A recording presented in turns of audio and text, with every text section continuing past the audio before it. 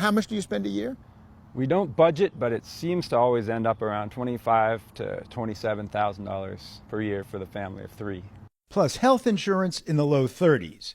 Aidney and his followers, known as Mustachians, are key players in the FIRE, or FIRE movement. Financial independence, retire early. We do mean early. Aidney and his wife left their engineering jobs in 2005. So we were 30. How do they all do it? Aidney saved 50 to 75% of his income over 9 years as an engineer. We just did a little bit less than most people of our income level, and that was enough to save it. The U.S. tradition is to spend pretty much everything we earn. We only have like a 3% savings rate. You just don't do that, and you always have a choice. How much did you wind up saving? Today would be about 1.1 million or a little bit less. That was what we decided was enough to live on forever.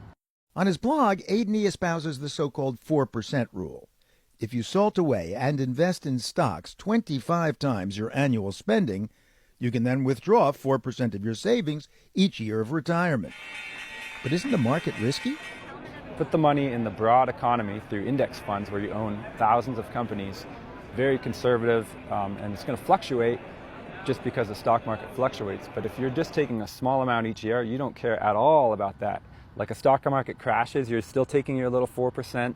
The stock market goes up, you're still only taking 4%. So that averages out over time.